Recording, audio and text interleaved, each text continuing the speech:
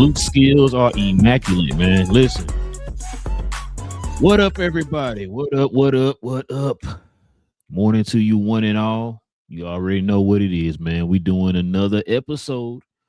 This time dedicated to the members. I see across the top, members only.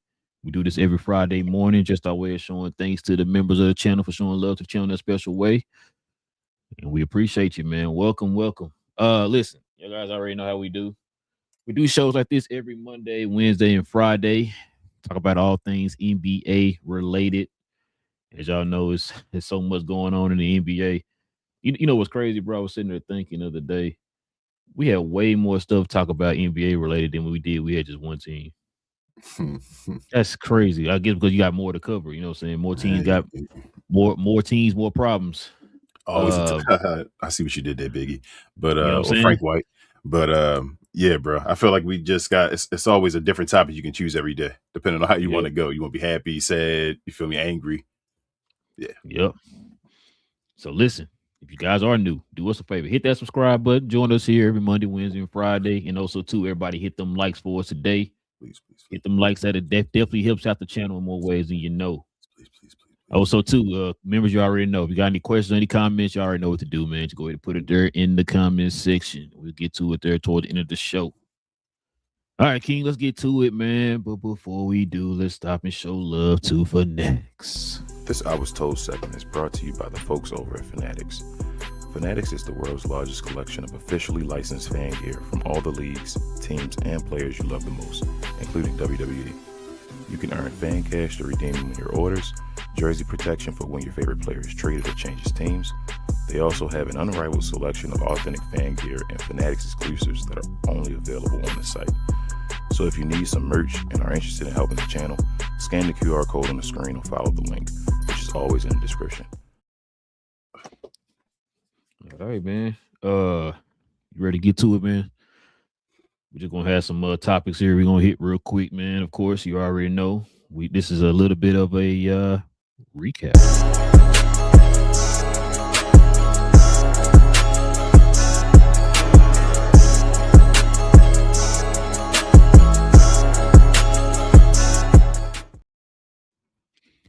Man, you know, it's funny, King. We were talking about tanking. What was it, last show? Mm-hmm. Got a few teams, man, that are synonymous with tanking that we're gonna kind of go over here a little bit, man. I want you to look at these real quick. Detroit Pistons, as you know, they got the best record in the league right now. Mm-hmm. Let me see if I can because I can't really see this. It's smaller. Here we go. So you know, this is from 2024 to now. Okay, the 2-year span, 2-season span. They were 8-48 in February in 2024. In February now, 42-14. Like I said, best record in the league. These two teams, the Spurs and the Pistons, are the outliers. Spurs were 11-46 back in 2024, and now 41-16 in 2026. But check this out, King. We're talking about tanking. Now, these 4 teams down here are synonymous with the lottery. Mm-hmm. Let's look at their records. So the Utah Jazz at this point in February of 2024 were 26-31. So they've been tanking, right? We get a lot of draft picks. You know, you got your boy Danny Ainge, your favorite GM of all time over there. Mm-hmm. Guess what their record is now? 18-40 in February. At this point now in February. That's what tanking gets you, King. Yep. Even worse record. But wait, there's more. Your favorite team of all time, the Washington Wizards, in 2024 around this time was 9-47, King. Man, they improved. This is what tanking got them, King. This is what tanking got them. 16-40 in 2026 around February. 16-40. So see, tanking does pay off, King. I told you. You told me, no, it don't pay off.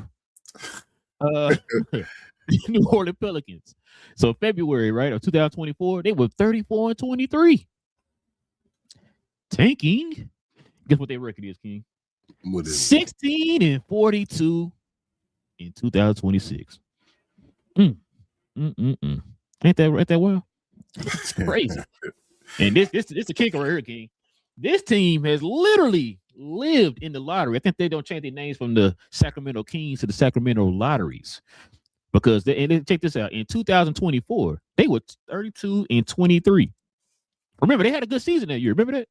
That was their first year going to the playoffs in like 15 years or whatever it was, or 16 or 14 years or whatever it was. Guess what their record is now, King? All that tanking they've been doing, 13-46, King. One of the worst records in the league. Matter of fact, don't they have the longest losing streak this season in the NBA? I think they do, yes.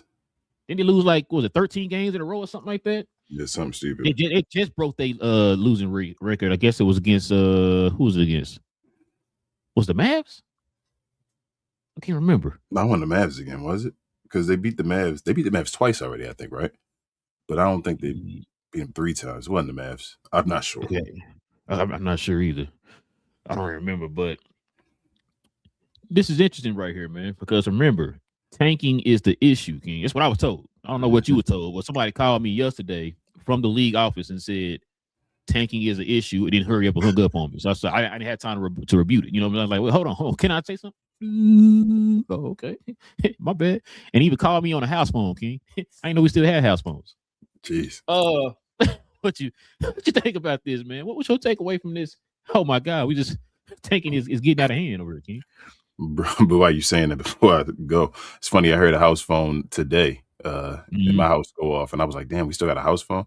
I forgot we got it like free with a package, but I ain't even answer. I just listened to it ring, and I was like, "Oh, somebody called." Shocked, like, yeah, like whoa. What is this? But the tanking thing, we already talked about it, bro. Same thing as last show, basically regurgitating that same information. Certain teams, a good team. San Antonio was just a good team that was going through a situation, a change in the era. What is that? Management. I couldn't think of the word. That type of stuff. Greg Popovich retiring, moving on to a different coach. Like that whole situation was going on. So we knew they were a great franchise. They were going to turn it around. They got Wemby. They got their generational draft guy. They moved on. Detroit was going on for a long time. So they're even still an outlier in a way because it's not like Detroit was great and then was like tanking for 2 years and then got Cade and then still was winning or whatever like that. Like Detroit was like Detroit is different because they'll have like pockets of success. But it's like it's not even since the Chauncey Billups and them, they first round. Bottom of the playoffs if they gotten somewhere. You feel me? Like there'd be a play-in team or so. So they'd play around with mediocrity, kind of being like a worse version of Sacramento. Like they are nobody really thought, even when Blake Griffin was there. Well, like what's his name? Philadelphia, Andre Drummond and all that was to the side of them. Like they were Greg Monroe like and all that. Yep, making it to an 8th, 7th seed or something like that, doing their thing. So they still haven't been really relevant. And then the other years they usually trash. So they're usually in the lottery. But the rest of the teams, like we say, bro, they've been playing this game for like forever. And what has it gotten them? So why change anything? Like, it's not like somebody has benefited. All it seems like you're doing is it seems like it's a cop-out, as I said before multiple times, to try to give the benefit of the doubt to big market teams and to try to get them more players so that you can get out of this parity era that's going on right now in the NBA. That's what I see it as, bro. I'm staying there. That's all I see because everything you're giving me, when you give me even these graphics and all, it's like it doesn't make sense of why he's actually attacking this rather than something else. So, bro, and it's crazy you said these graphics. That's what I'm talking about. Now, we got this here. You telling me you have way more information than us, and you telling me you just you don't figure this part out, right? So the outlier is what you're going by, not the norm. But it is what it is. Like you said, San Antonio is one of those teams that, you know, they've been a good franchise here since like 96 or whatever, probably a little bit earlier than that, when they had David Robinson and them. But you know, and then they kind of starting to pick it back up here, right? Detroit, like I said a minute ago, they had those pockets of success. Like they'll be really, really good, and then they'll have long spurts of not being good, but then eventually they'll kind of figure it out after a while, right? They had like it's now their third try at this as far as being a good team or whatever, a capable, you know, franchise or whatever, where they're not making stupid mistakes anymore.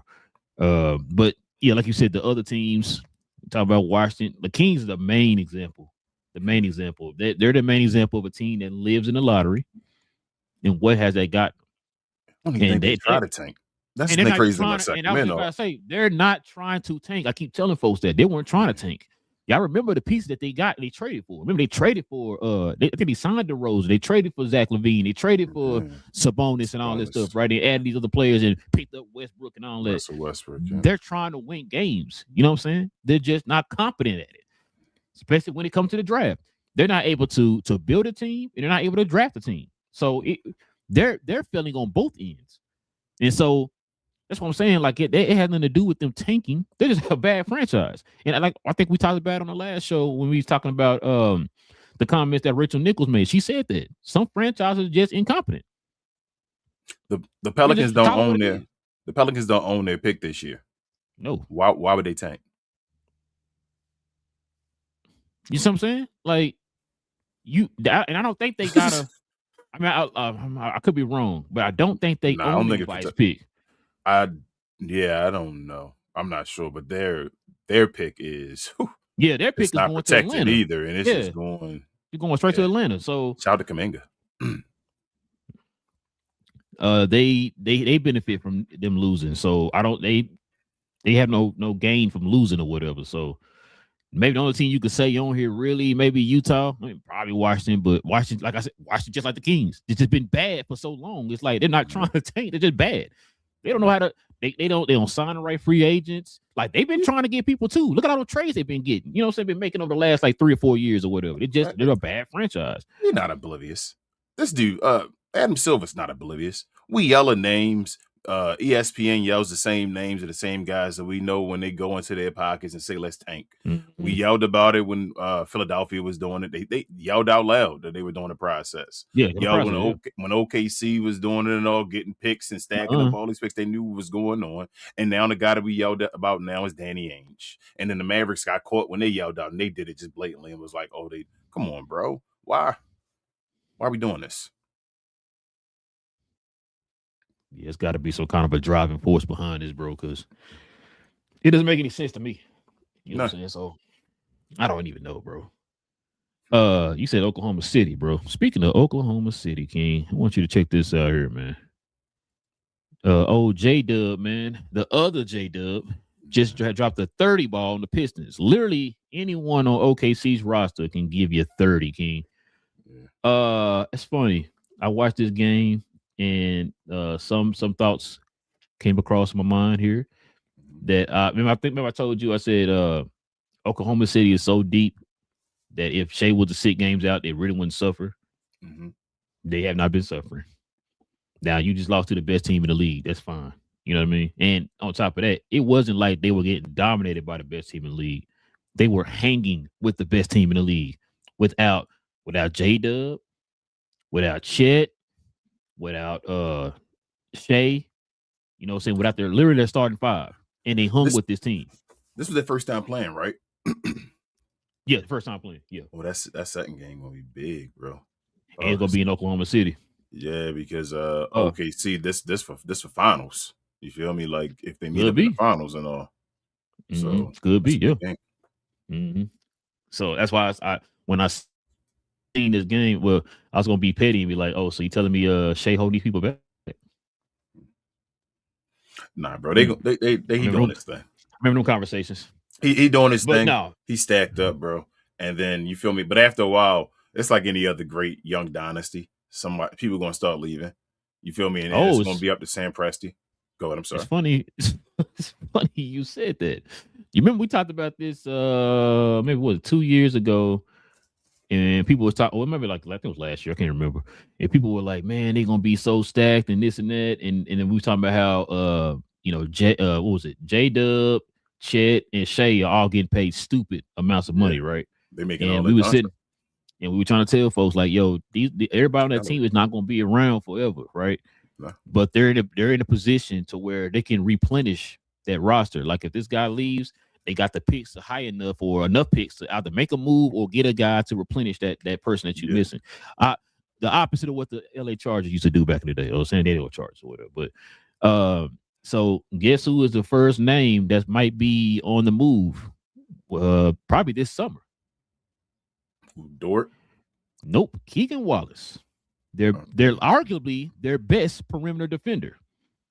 Probably one of their if not Casey Wallace. Right? Casey Wallace. My bad. Not Keaton Wallace, but Casey Wallace. Yes, Casey Wallace is on. It might be on the move, King. Hold up, and this is rookie contract, right? Yep, he's gonna be a restricted free agent this summer. Well, if you're restricted, then that's fine because some other team gonna match it. I don't know if they said that too. I don't know if they're gonna match it. Go ahead. I'm sorry. Not only that, if you notice within this new CBA, being a restricted free agent is not a good thing. We just saw it literally last summer. Yeah. You had 4 of the top free agents stay on the free agent market past the the due date and all that stuff because of the whole entire restricted free agency thing. But the way that the teams are set up now, it's either you getting, like I told you a few shows back, teams are focusing more on trades or they're focusing on the draft. Those are the two parts that they're hitting at now.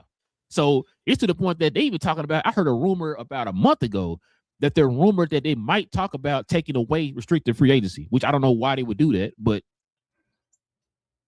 we saw last summer what happened with that. Bro, people don't want to take risks. And now they set the CBA up where 2 to 3 players are going to take up basically all your salary. I mean, as far as your salary for your team. So if they take on the majority of that, then like I said, it's now the mid guys. We talked about that before. Them guys that are like, borderline all-star guys and all that. It's going to hurt them because teams going to need to just pay you, Kuminga this offseason, using his name again. He tried to go and get some money. And he was one of them restricted free agents I was talking about. Yeah, nobody wanted to pay him the money and all. And then he went back and signed a little whatever, $5 million contract for the 1 year. You feel me? To stay in Golden State. Like, that restricted is horrible. And Casey Wallace, he probably want like 20 at least. And I don't know if OKC got 20 to pay somebody.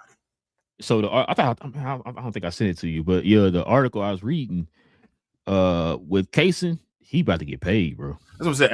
Everybody on that damn team there's not one person that plays, right? That plays that regular minutes for that team that probably can't get 20. That's crazy to say.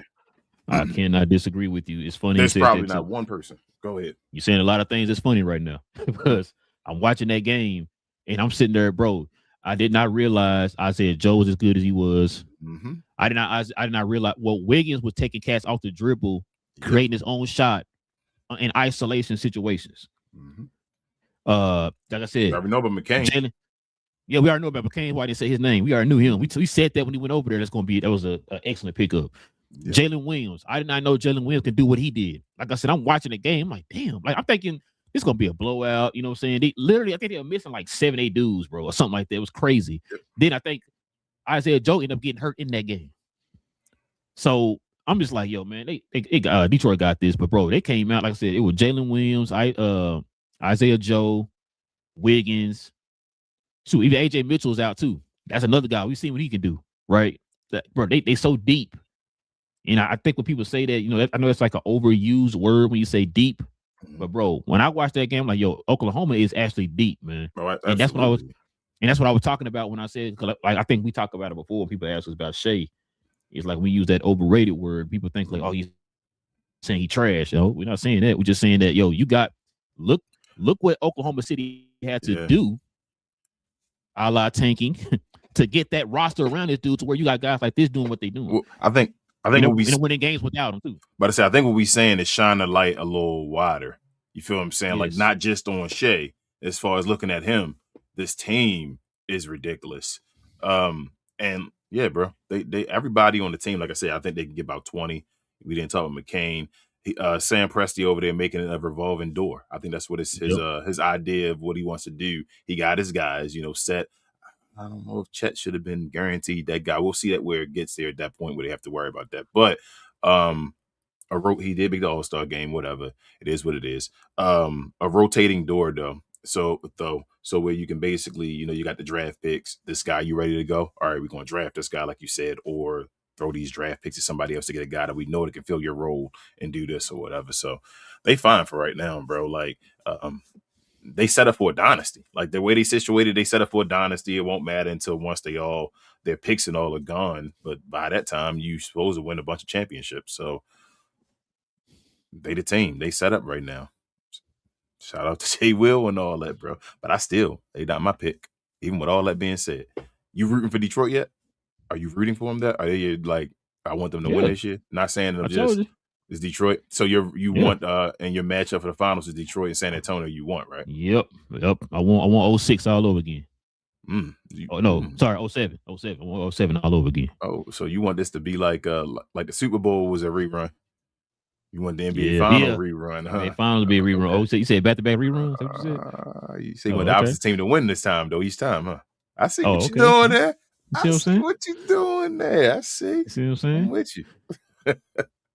Hey, now you saying you with me. Let's see if you with this guy here. Check this out.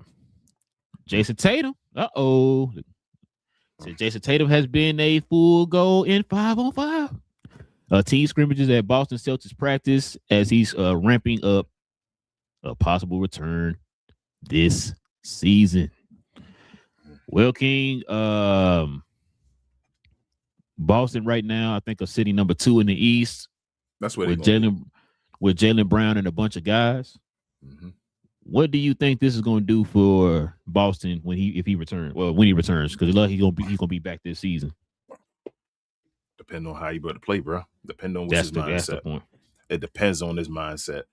If his mindset is this Jaylen Brown team, and we'll figure it out later on as far as what's going on in the offseason, whatever. But this year it's Jaylen Brown's team.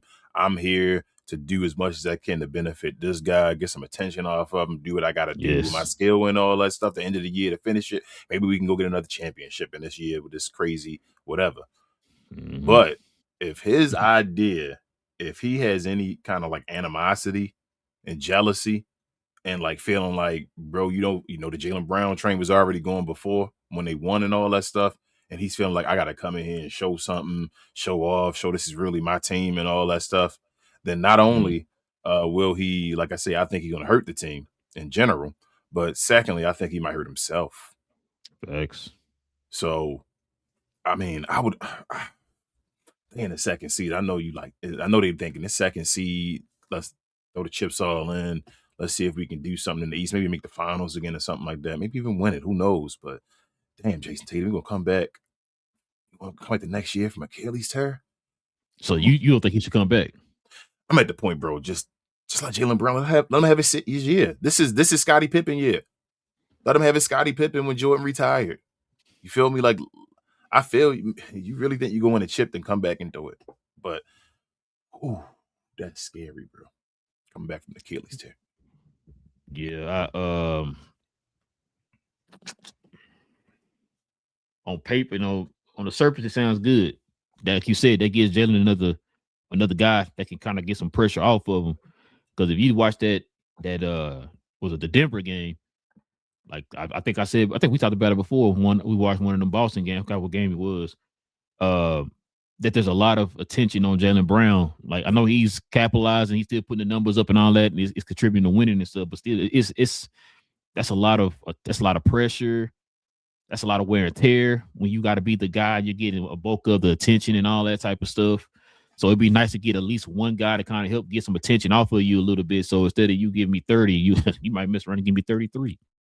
Yeah, you know what I mean. So and that 33 can make a difference or whatever. But as far as Tatum is going to have to, I mean, you're going to probably tell me stop cussing when I say this, but I'm sorry. If for right now, if you're coming in here in the middle of March, when the playoffs start in the beginning of April, bro, you're going to have to play a role. Yeah. You're going to come in and play a role. That's not to say that, it's going to be your whole career. You're coming in toward the tail end of the season, bro. They already, like you said, they already got a kind of a way of they're doing things and all that type of stuff. And a player of his caliber, got a chemistry and all that. Player of his caliber, I know it's probably a little bit harder to kind of like, be that type of player, but you're gonna have to make it work. If you're talking about if you really want to help push Boston over that edge, because I think we talked about it, the top 4 teams in the league. We're gonna bring it up here today, but the top 4 teams in the league, I think Boston's probably not record wise, they're not, but if you want to look at it on the surface as far as like playoffs, you would probably think they're the worst of those top 4. Yeah. Because it's literally Jaylen Brown and everybody else.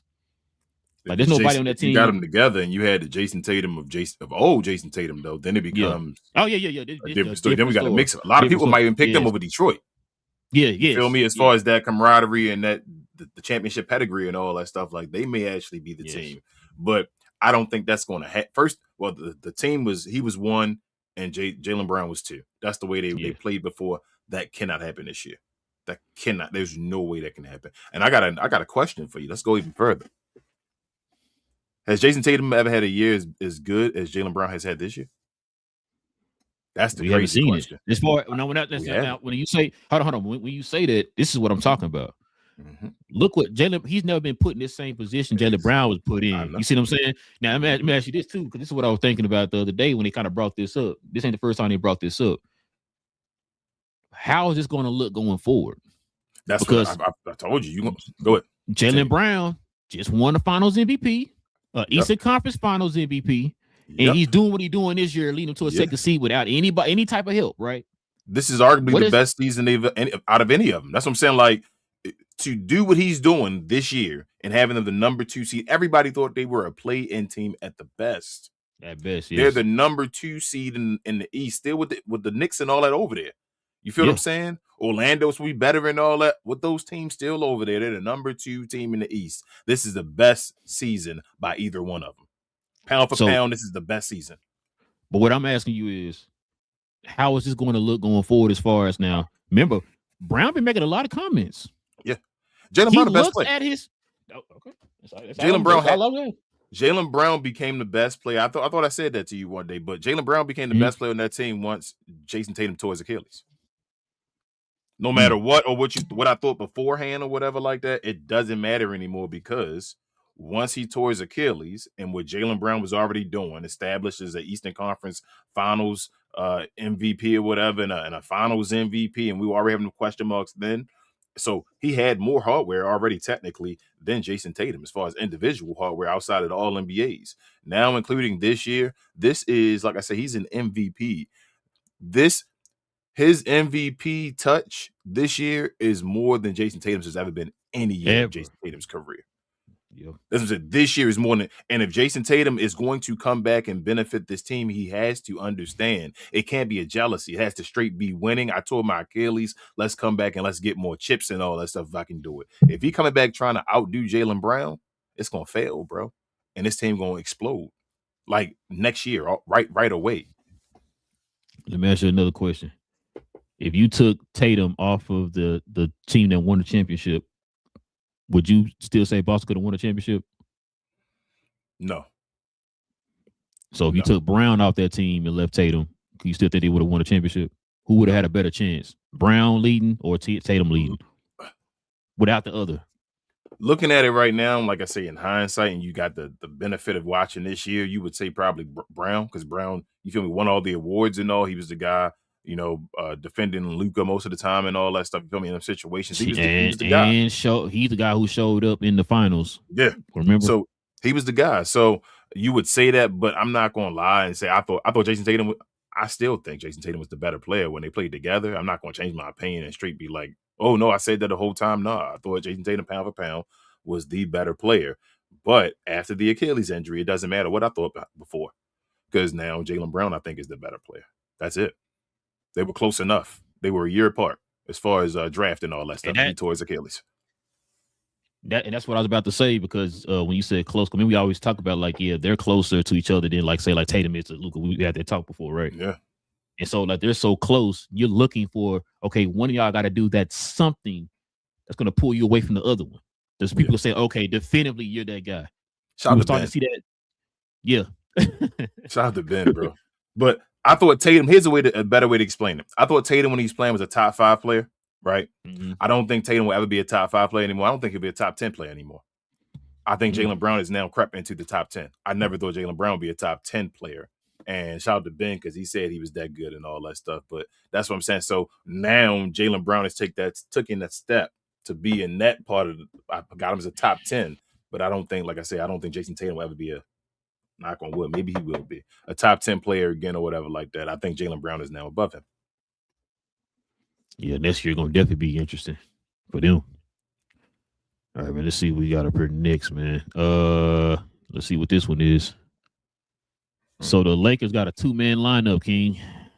You already know they're the talk of the town right now for reasons. The Lakers 2-man lineup data shows Luka and Austin Reeves both perform better without LeBron on the court.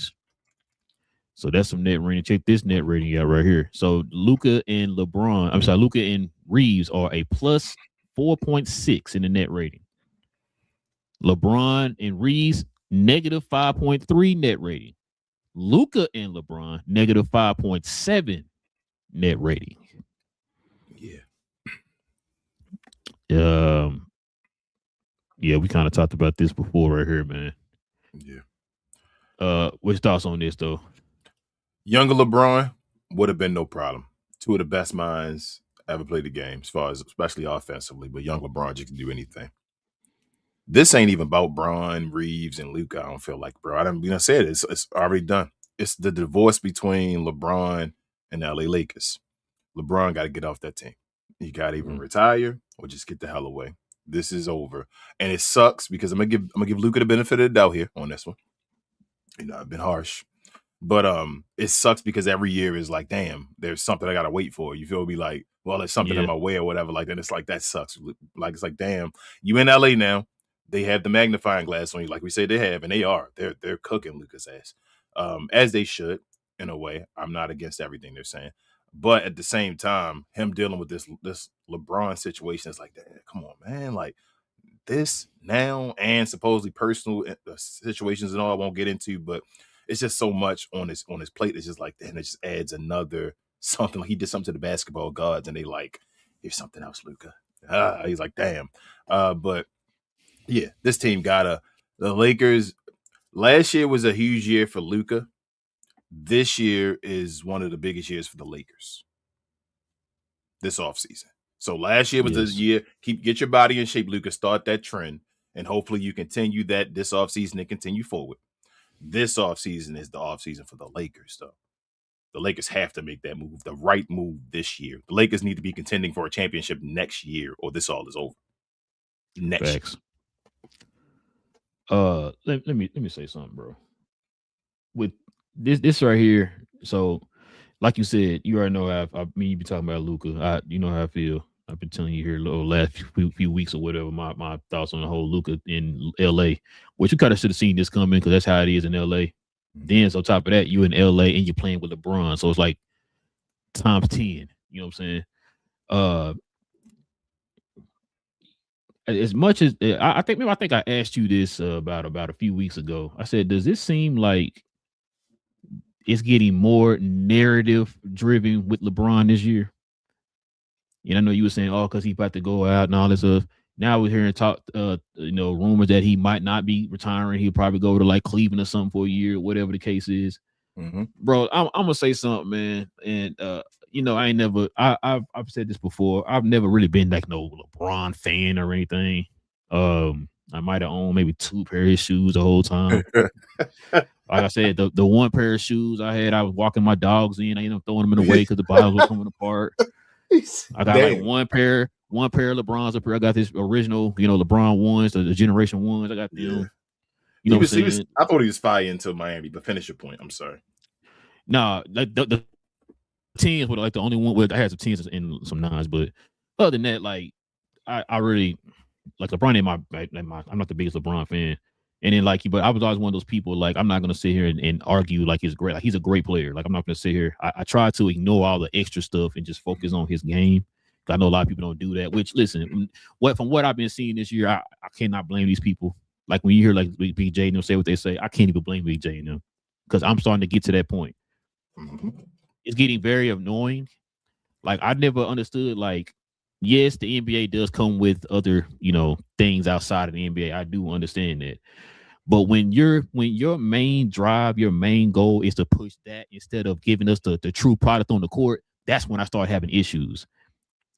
I see you more attached to narratives or have people around you or surrounded or connected to you pushing more narratives than I'm seeing you giving effort on the court. Yeah. This dude showed a 20-minute compilation, King. 20 minutes compilation of LeBron crying on the court. It's not for his career. This ain't for when he played for Miami. This ain't when he played for Cleveland. King, this is the one season, dude put together 20 minutes. I thought I might. I know I didn't send it to you. I saw it on YouTube. 20-minute compilation of LeBron crying, and it makes me mad because, for one, like you just said, yes, I'm upset with what Luka's doing on the court. I really am. Like you heard me say this, I've said this on the show many times. I'm to the point I'm tired of defending it, and if you're gonna tend to keep doing it, I'm gonna stop defending you. Like I said, I told you I equated to a Cowboy fan. You're gonna tend to keep messing up in the playoffs or not making the playoffs and doing some of the stupidest stuff ever. Why in the hell am I defending you? Then I look stupid, right? I'm just gonna leave it alone. I'm not gonna defend you no more. But the whole LeBron thing, man, I told you this when beginning of the season. And I know everybody like, oh, I know you like, when LeBron get back, it's gonna be a different story. It was a different story because they were a better team without LeBron at the beginning of the season. You didn't hear no type of gripes. You didn't hear nobody complaining in the media. You didn't hear folks like Austin Reeves making these comments he just made. You didn't hear DeAndre Ayton. I was just about to say, you didn't hear DeAndre Ayton low key calling folks out, all that type of stuff. You didn't hear none of that. Matter of fact, you were hearing them talk about this was like the best camaraderie they didn't had in a long time. You heard all that stuff in this team. As soon as LeBron stepped foot on this team, that's when stuff started falling apart. Now, listen, for those LeBron fans, I don't want you coming here killing me. I'm not saying the dude is trash and all that stuff, but this year alone, with all of the extra stuff that he's adding to the team, is not helping the team out. Show these numbers again. Oh, I've been said that. Now, the thing is, him being old, LeBron should have sense enough to say, let me take a step back or take a roll back or whatever, bro. Yeah. Let me step back on any type of aspect of basketball and let these young guys shine. Especially if you're trying to get your fifth and sixth ring, right? You would think that you let these two guys who are cooking, in the words of Demond, cooking right now in the league, net rating or +6 when you're not playing, you would think like, yo, let me ride their coattails. No. Everything has to be about LeBron James at the tender age of 48 or whatever how old he is. I don't understand it, bro. And like, that's why I said, exactly, bro. And people talk about, I remember, who was it? Your boy Rich Paul talking about, oh, Luka just got to follow LeBron lead. Why in the hell would I want to follow that?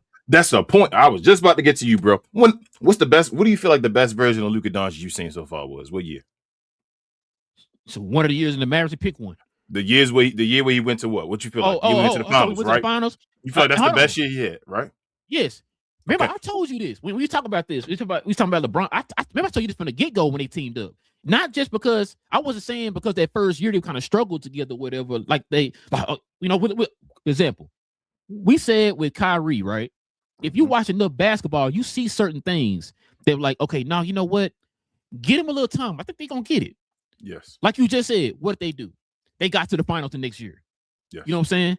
And we really believe that if you gave them one more year, they would have went to the mountaintop and won it or whatever, right? But why was that? That's my question. Why do you feel like that with Kyrie? What do you feel like he gave Luka? He understood. He said this in multiple interviews. This is Luka's team. I'm here to help Luka. And what do you feel like he was on the team though? What did he? He was the commander in chief. You feel like, right? He was the leader, right? You felt like he was what they said Kyrie wasn't going to be. He came over and was what you needed him to be. He was the leader. Now, you saying that, King, maybe that's why it worked. Because he did take a step back and say, hey, you are the young talent. Let me put my arm around you and help lead you to that yes. Point. LeBron James, we said all them times, well, he's waiting for Anthony Davis, all that stuff. This year, LeBron is being a baby, bro. He's making it an issue about him and the Lakers. He's not paying. You know how pay attention like this your team, bro. You look at Luka. He won an MVP and all that stuff. He's saying, I don't give a hell. He the little baby that just don't care. That's just stubborn. That's going to keep saying, I don't care. My issue with the Lakers, and I'm LeBron. They're going to talk to me right now. And it's like, bro, you pulling them back out the fight. You're going to go to jail, bro. Come on. You going to go to jail. I'm like, no, but I'm doing this. That's the issue with Braun right now. Braun has this, him and the Lakers have an issue. And instead of him just saying, bro, I'll deal with this later. I'll be a grown man if I want to continue playing or whatever like that after the season done. Or saying, hey, let's get rid of this trade clause and all. But he don't want to take a step on his legacy, I feel like. Like we talk about controlling that narrative and all and saying, LeBron trying to still say he wanted the best. LeBron, you're not a top 10 player no more, bro. And I think most people that watch basketball, that's not just casual fans, understands that, LeBron. You don't have to try to make narratives to put yourself higher, bro. Just you've done enough. Like that's so annoying, and Jay talks about it all the time. And that's the part, like I said, I always hate about LeBron James, because now, like I said, it now hurts Luka, because Luka had nothing to do with you and the Lakers and their issue and all. He got traded blindsided too. And now you doing this with him. He's right there, bro. Like, I went and got my body in shape and all that. So then we always talk about Luka's an emotional player. I already said that before. You don't look at him to be that leader, guys. That's not his goal. He's the playful guy and all that stuff. You need a guy like a Jalen Brunson, a Kyrie beside him. That was supposed to be LeBron James's role. When Luka gets emotional and all, we talked about this off the camera and all, he starts to go into bad habits. When he starts not thinking about basketball, thinking about, man, I do whatever I want and all that stuff, that's when he does bad habits. I mean, he's played forever, but it is what it is. If you're making a basketball team, you don't want Luka to be that straight up leader on the court. That's not his role. That was supposed to be LeBron James' role. He's not doing it. It is what it is. And he's basically holding Luka's career another year down the drain, because it's like, I'm dealing with my stuff with the Lakers. So now, like I said, the Lakers got to deal with another year, bro. It's LeBron been a baby. He's too old for this. Not old as far as being trash. He's too old. Like he's a grown-ass man. Yeah, to be doing this type of stuff, bro. That's why I said, bro, this is why whenever people like, oh, the GOAT, just talks and all that stuff, like, bro, I'm sorry. As good as LeBron is, he's not the GOAT, bro. He can't. Like, you can't be doing stuff like this, man.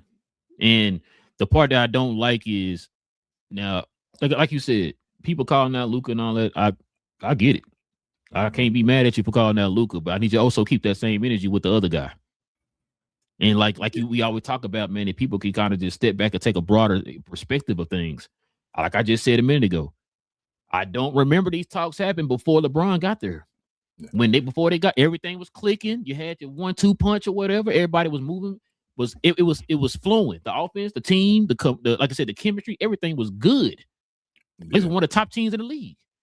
As soon as LeBron came there, look at all the stuff that starts falling off. Look at these net ratings and all that type of stuff. Like I said, dude had a 20-minute compilation of the dude not doing nothing for a whole. He didn't play a whole season, King. Yes, and who the difference of a season, or the difference of players. LeBron got a 20-minute compilation of him not doing stuff this year, right? Where Luka needs a leader around him. We like, man, Luka follows the leader. Like, bro, if he sees you out there giving it, he's gonna go out there. He's gonna follow you, LeBron. Like, your inspiration, all that. That same, I guess, talking point. If we switched it around to Kyrie Irving, that year that we talked about, that 1 year with Kyrie Irving, he probably played the best all-around basketball of his career, offensively, defensively, and all that stuff, to benefit Luka around him, to say, Luka, we need you to do this as well. Let me be a leader to show you that, hey, I'm always doing this. Come on back, Luka. I can hold you accountable because I'm doing this. Bron is pouting. Bron don't care about this year. This year has nothing to do with Bron. Bron is in year, 23? Yep. He's just adding on accolades on top. It's screwing up Luka's career. It's screwing up Austin Reeves' career. It's screwing up DeAndre Ayton's career. Ayton went to that team to show off, to get another contract. Now it's screwing up his career. You feel what I'm saying? Like, this all screws up everybody else, and he doesn't care. It's like, I'm in year 23. I can do whatever I want. He's becoming the cancer that they all talked about. And that sucks to say about that. Like, LeBron need to retire. He needs to retire, bro. He don't go to Cleveland. He needs to just accept it, or they need to force him to retire. Yeah, I remember I told you that too. I said, don't go to. I said, if you go to Cleveland, that type of issue is going to follow you in Cleveland. Yeah. Hey, especially go back to Cleveland. Him and James Harden. I mean, he with Luka. Him and James Harden. Man, listen, no, it's not going. That's not going to work. Man, was I about to say something else? So you said Kyrie. Now, when I was listening to a clip from Shannon Sharp's podcast, where he sit down podcast he be having. We interview people and stuff, and he had the one with Amon Shepard on there. I seen that clip. Yeah, you sent it to me. About Kyrie being that dude. Well, no. About the one where he said, Luke. I mean, not Luke. What's his boy name? LeBron was not. He wouldn't listen to the coach. He said he would go out there and just do his own thing, and then if it don't work, the media is blaming the. Yeah, I got to see. Blaming Kyrie and all that stuff instead of it. Yes, well, he switched the plays up, but saying there was other people plays doing stuff wrong because he audible. Yeah, He was like, no, we ain't doing that. Because he said, man, Amon said, bro, you sure you don't want to just follow what the coach was saying? Like, no, we're not gonna do that. We're gonna do this. He's like, and so he said, bro, if you don't believe me, bro, you can ask JR too. And he don't get the Peyton Manning treatment. Like Peyton Manning got the criticism for Audible and all that for being the the head coach basically on the field. So when it failed, it's like, okay, Braun get to hide behind the head coach when he becomes the head coach. It's like, I changed the decision up. I'm Braun. You're not gonna say nothing about it. And then when it fails, it's like, well, that dude set it up. And we not gonna know that, right? We gonna you said, we all gonna be like, oh, gotta be the coach's fault, bro. That's and like when I hear stuff like that, and like I said, I'm seeing this type of stuff right there. Like I'm starting to lose more. I'm starting to lose more and more respect for LeBron when he does this type of stuff. Like I said, I didn't have no hatred toward LeBron. I'm not one of those people sitting around saying when he won the bubble, Mickey Mouse championship. Like, no, because if your team had won, you wouldn't be screaming Mickey Mouse championship if your team won. But because he won Mickey Mouse championship. But at the same time, I can see why those folks are screaming Mickey Mouse championship, because they don't like him because of the narratives that come with him. You know what I'm saying? Like, long, bro. He gonna mess himself up. If he want that recognition, he got to the point where he was there and people was calling him closest to Jordan and all that stuff. And he should walk away. This pouting, this crying, and especially if he goes to another team, say he go to Cleveland. You see what Cleveland doing right now, James Harden, until he got injured and all that stuff. Yeah. And say he screw up Cleveland. Bro, that's not gonna look good for you, bro. You're gonna start changing stuff up. Leave, retire. You should have already said you was gonna retire and got gifts from everywhere because you got crazy gifts. But either way, now just retire. This man should have been like what Dirk and them was getting right now. Yeah. But yet we're sitting here talking about this type of stuff, bro. That's why I said, like, you should have been gone, bro. People probably to retire to number 23 and all just to say because of Jordan and LeBron said that nobody can play it and all. Like all kind of stuff would have went on this year. He could have did that, brought some positivity to Lucas, saying, hey, this is going to be the end. This got to be the guy, officially passing the torch and saying, this is my guy and all. I already know the Lakers in good hands and all that stuff, but he's playing games with the Lakers and not caring about his teammates. That's the nasty part because LeBron's supposed to be a guy that's about team. And this Rich Paul nonsense and all, bro, shut him up. You can do it. That's bull. That you saying you can't do that. You can shut him up. You want to be heard. Just like any other narrative that you try to control when you tell people to shut up or when they don't. I'm not a big fan of what's her name? Not Rachel Nichols. What's her name? One of us was Jalen Rose and all of them. Michelle Beadle. Yes. I'm not a big fan of Michelle Beadle, but she yelled that all day. That's why she wasn't on ESPN because LeBron got rid of her because she wasn't a fan of LeBron. So when people yell, I told you when there's smoke, there's usually fire that's going on. And you stay around long enough, bro, your skeletons do come out of the closet. Get out of the league, LeBron. Leave, bro. It's going past you, and you becoming that stubborn old man. And if you're going to do that, then it's going to mess his legacy up. And when he leave, the longer he stay in the league, he's going to go further away from Jordan. Watch what I tell you. One more thing that we could turn the page here. Mm-hmm. Now, you always talk about don't ever meet your idols, because it never turns out well. This is one of them cases. LeBron, like Luka, his favorite player. I think he's probably regretting that now, right? I was going to say the difference between. I know people say that. Well, I forgot who it was saying that about Jordan. Different situation. Jordan was being tough on you because he was trying to win. Yep. LeBron being tough on you because he being petty. He been stubborn. LeBron not even been tough on you. He been stubborn and like standoffish and all that stuff. Like and passive aggressive. Like passive aggressive. He being soft, as Jordan would call that soft. Yeah, with a T. Kobe would call that soft. That's no passive aggressive stuff. He gonna talk to you in your face. LeBron doing the okay, we team in your face. Ha ha ha. Clap. Oh, Rich Paul. Rich Paul. Hey, go. Yo, Reed is trash, man. LeBron and Luka can't do this and all that stuff. That's not cool, bro. That's it was stuff that was already said about him. So it's like you're bringing that stuff to the light. Like walk away from the game, bro, because it's not looking good, bro. Walk away. That's ugly. But shout out to what you said earlier before we move on. You said the Luka thing about Braun when he was on the Cousins show. Shout out T-Mac and Vince Carter. I believe when he said about his favorite player and all that stuff, he didn't say LeBron. He said Michael Jordan. Ooh, he did. And then they asked him about playing with LeBron and all. I was like, oh, it's cool. We just play. We got it and all that stuff. I'm like, he didn't say LeBron James no more, bro. I'm just saying. That's crazy. This guy idolized you. That's a good point, bro. That's a good point. I tell you, always pay attention, bro. to just the little details and all. He didn't say LeBron. Yep. He said Michael Jordan now and all. He said Michael Jordan. You're right. Damn. That's a good point, bro. I think it's probably the last one here. Is this the last one? We can talk about speaking of Lakers. This is what DeAndre Ayton had to say right here, bro. He said they're trying to make me Clint Capella. I ain't no Clint Capella. Then you see this look right here from LeBron. Yo, people always say, usually when they had that look, you ain't gonna be here long. So Clint Capella came out and said he had a rebuttal. Did you see it? Yeah, I saw it about you got two of the greatest playmakers of all time and all, go lock in and all that.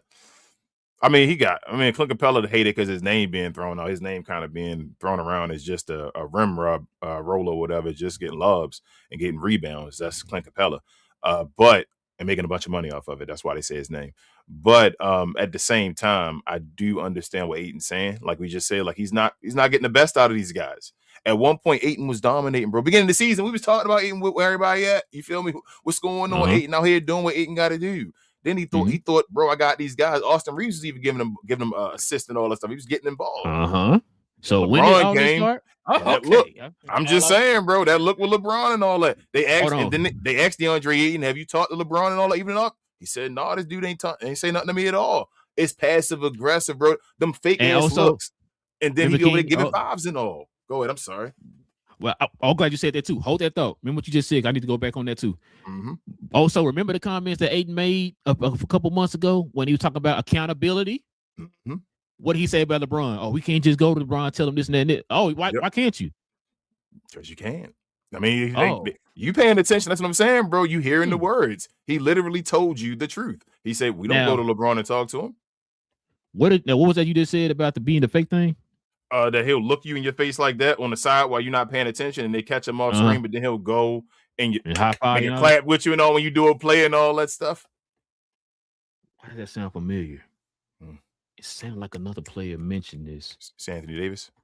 I was gonna say Westbrook. Oh, remember Westbrook brought this up. Let me ask you why he didn't. It's why he said he didn't go over there high five and he said you don't do that fake bleep. Let me ask you this. Before Westbrook got to LA and they started trying to bash his character then. Facts. When was Westbrook ever known as a liar? In LA. Oh, okay. That's crazy, right? Like I said, I pay attention to people's personalities and all. Like Westbrook he was known for saying too much. Hold on, let me ask you another question. Who was saying he was a liar? Rich Paul and those guys. LA okay. I didn't media know and all that stuff. You feel me? I didn't hear none of that stuff. I'm sorry. I didn't know who you're talking about. Those guys. It's fun. So you're saying his cronies, his groups, his the Nick Wrights, the Shannon Sharps, the Max Kellermans, the Rich Pauls, the ESPNs of the world. Braun always got for some reason, Braun weird. I told you he overthinks. So he always thinks he got to shoot 10 for 10.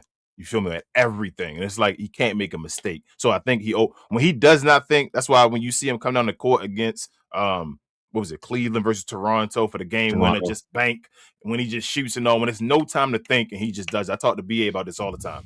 Braun just automatic. Like it's when he in a situation though, you take a timeout and it's like you in a situation, he thinks too much. It's like, well, how do I make this perfect? I say that to say when he's in these situations, LeBron is usually awesome at being the GM. People try to throw that Le GM and all that stuff. Russell Westbrook seen as the bad option. I got you, but there's a ton of good things. Shout out to David Griffin. That LeBron James has helped out and helped teams win championships and all for. You fail with Westbrook. That's fine. It didn't mesh. Move on. Don't make him the scapegoat. Don't try to destroy Westbrook. You already see what they're doing to Westbrook. You should be like that. That hurts my feelings as a brother as well. You see that and what they do to that guy. You see Skip Bayless. You see what all these guys they making shows. You see him talking about his kids and all. You feel me? Go to school and they get teased. You can stop that. You LeBron James. You can stop that. You have the power. Westbrook said it affected his wife too. Remember that? Yeah, like bro, you can stop that, Bron. You chose not to. You chose let that dude take that bullet for me. Because I don't want to get hit. It's not on me. Yeah, I don't want to get hit, bro. Like, damn, they was shooting at you. You gonna let Westbrook take that bullet? Yeah, he took it for me. I don't care. Let that dude go. It's like he passive aggressive, and that's why Go back to that All-Star game. I know we're going over time. Go back to the All-Star game with Kobe telling the dude to shoot. With Carmelo telling the dude to shoot. Win the game, bro. It's an All-Star game. Win it. He too busy thinking about, damn, if I missed this All-Star game bucket. Who the hell cares? Who cares? Who cares you miss an All-Star game bucket, bro? Who cares? Shoot the damn ball. King. You see what's on my wall. All three of them will shoot the ball. All three of them. Shout out to Luka as well. Shoot the damn ball. And I'm not even, like I said, I love Bron, bro. Bron is the second greatest player of all time, in my opinion. The second greatest player. But I ain't gonna lie to you, bro. It's ugly. He too old. Bron older than me. Bron is too old to be playing these games. You're not 20 nothing no more. The flipping the ball, all that shit become young now. When I see this season now, it become you the kid on the bench. Hey, maybe Kyrie was already being Kyrie and all that stuff. It's all you being the kid on the bench. I was about to say, you don't see Kyrie was not just dying to go back and play with him. I mean, it's got to be, like I said, a lot of that stuff adds up, man. But yeah. Last but not least, man, check this out. So he's like we just said a minute ago. These are the 5 top teams in the league right here, King. Top 5 teams against each other. Spurs number 1 with 7-1. Detroit 6-2. They lost that second game against the Spurs. The Knicks are 2-5. This is crazy right here, King. Shout out to BA. Yeah, shout out to BA. This is crazy right here. Boston is 2-6, but the Oklahoma City Thunder, who everybody would say is the greatest team of all time, is 1-4. Now, matter of fact, I think they're 1-5 now. When this before this, because they lost Detroit. They won Detroit. I think this is before Detroit. Okay, it might be before Detroit. I think you showed this before Detroit. I think I did. I think Detroit 7-2. Boston's house money. Boston shouldn't even be on the list. That's what I was about to say. That's what I was about to say. Why Boston above OKC? Yeah. Did you see that? You see that guy on the screen right there for Boston? That is Boston. That's what I'm saying. That's a nobody cares. They could be 2-10 at the end of the year. They still be the 2 seed, what they doing and all that stuff. You took care of what you're supposed to do. You're fine. OKC, as y'all did from the beginning of the year, and they still 1-4 versus y'all did since the beginning of the season when they were going in that run. I said, bro, 2 things can be true. I try to yell at so many times on this show. Yeah, they on a legendary run and all that stuff. They're not the greatest team of all time, though, because they are playing a weaker schedule. It is what it is. Like, they taking advantage of this weak schedule as they should. But at the same time, it is a weak schedule, and people ain't where they're supposed to be yet. And you see when these teams taking off, for them to be as far away as they are, for them to, at this point, not be the best team in the NBA is a failure. But people not paying attention to it. That's a failure. But it's like, oh, well, they still so far ahead. Bro, they were killing everybody. To be that far and to be thinking they're gonna have they would think they're gonna win like 75 games. That's what people were saying. For them to not have the best record in the league this year so far right now is a failure. But they gave themselves so much head start and all that stuff where people catching up and all. But the 2 teams on the top, would you bet on San Antonio? Would you bet on San Antonio like I asked you before? Or would you still bet on the field for the West? I told you who I got in the East. You already asked me already. I got Detroit, San Antonio. So you would bet on San Antonio to make it. It's not you think they guarantee you like, damn, they're gonna be there. This is another reason why I'm glad we cover the NBA. Because we get to watch all these teams. Like yesterday, I was just flipping back and forth to all these different games, just trying to get a peek at all the teams and stuff. You brought up Kuminga. I tried to watch Atlanta to see how Kuminga been playing. He played pretty. I saw the first game he played in. He's pretty good. He's pretty solid in this game too. But I was watching. It was San Antonio versus was the Kings of Portland? Somebody. Who was it? No, Brooklyn. He played Brooklyn. I just kind of getting a kind of a look and see, like, are you going to play the same way against these teams that you played against, like them top teams? Because I think we've seen all the games they played against top teams. Bro, Wemby's defense is when they said, listen, we heard people, we always talk about that generational term always being thrown out. Listen, I've seen enough. Okay, I've seen enough. I've seen this man defense completely change a game in like mere minutes, King. Not like whole entire game. Yeah, whole entire game, but I could see him coming in and just completely changing the dynamic of a game. The game like changes. 2 or 3 possessions. You snap and you look at everybody like, oh, you stop doing that, huh? You don't play the same no more. Yeah. Bruh. He baffled Detroit in that game. Like I said, he didn't dominate with his offense. The dude was dominating with his defense, King. The dude was way over here at the popcorn stand out in Hall 308. Detroit player over here in the corner, far right, complete opposites. How in the hell did you get way over here to over here to stop that play? You think they might change the rules for Wemby? I hope not. What you mean? What you gonna do? Like make it where you can't really like shade off of players at all anymore? No, don't do that. Don't do that. I know you saying no, don't do that right now. But I'm just saying, you know how when players dominate on something one way because he's an anchor. Will Chamberlain? Yeah, he's not even like a individual like in your face defender because he don't have to be. He's just an anchor. It's like, bro, when I step in front of you, it's like 10 feet.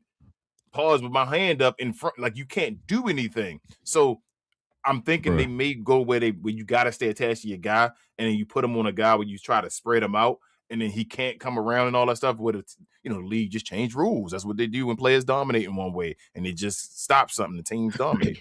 So, but he's generational defense, bro. That's where. Bro, I hope they don't do that. But you always talk about free safety. Wemby is definitely a free safety, bro. That's what I'm saying. He's an anchor. He's the Ed Reed of the right there. Hey, he sits right there around and say 1 foot in, 1 foot out because I'm going wherever I need. Who get the ball? I'm looking at you, and you see me over here. Go in and make a stop. Make a stop on your dribble. I'm right over there, whatever you're doing, bro. It's like that's what I'm saying. I think they might change it, bro. Like he might. Bro. And the thing is, he's generational. I like it. I like it too. Right now, it's dominant. But if they keep winning.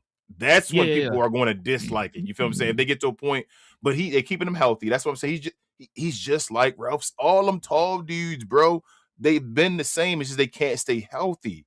They've always been this way. When you play these 7'6" however on defense, they stupid because they 7'6" or whatever. Like, but can they stay healthy? Can they move around?